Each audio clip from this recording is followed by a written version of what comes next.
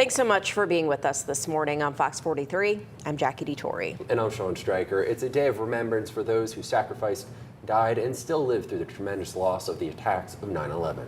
Fox 43's Syra Williams joins us this morning in Cumberland County to tell us how one community is keeping the memory of each and every victim alive. Syra. Good morning, Sean and Jackie. So yes, the Dickinson College community and campus is coming together today to remember the lives lost, the sacrifice, the efforts that went into keeping the memory alive of those victims. And to help me break down exactly what today means is President John Jones of the Dickinson College, as well as Lieutenant Colonel Jacob Phillips. Thank you guys so much for being here with me today. President Jones, I'm going to start with you. Why is it important to have these students who are 20 years old, haven't been alive during that time, to understand what today means? Well, as a country, we must never forget the sacrifices that were made.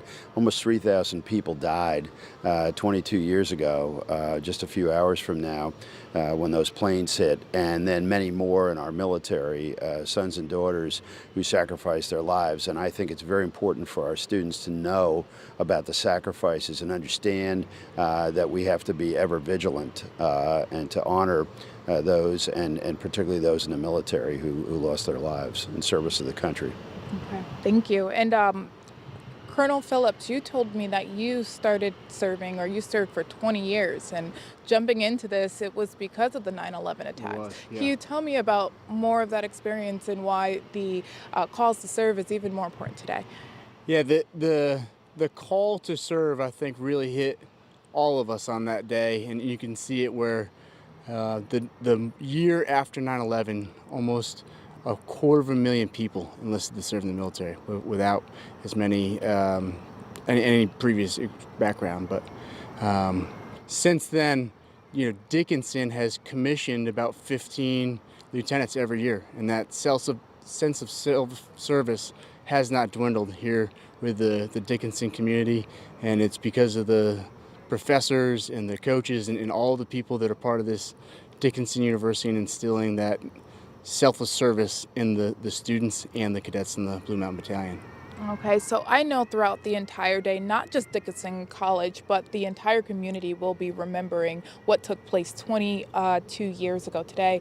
What's the message that you would give to people going out into the community today? And I'll start with you. I think the message is that, as I said earlier, we have to be vigilant. We have to be safe as a community. We have to honor those who have served so well. And, today we think about all of our armed forces around the world, all deployed to defend freedom. And that's part of the message, I think, today. Okay. Colonel Phillips. Yeah, to echo what the president said, it's that sense of service. So certainly today is a solemn day, and we mourn the losses of those, but also remember the service and the strength of country that we had that brought us all together on that day. We talked earlier about people waiting in line for 2 hours to give blood at a Red Cross, because that's the only way that they knew to give and serve. So just to share your memories of today with someone that might not have been there, or even someone else that did, to keep those memories alive, and then act on that and go back to the Red Cross or go visit a local fire department and just say thank you to those people. Well, thank you guys both for your time and for your service. Details about the event should be flashing on your screen right now. It kicks off at 8. There will be taps, flag raising, even the color guard. So if you do want to get involved as well as come out, details can be found there. But for now, in Cumberland County, Syra Williams, Fox 43 News.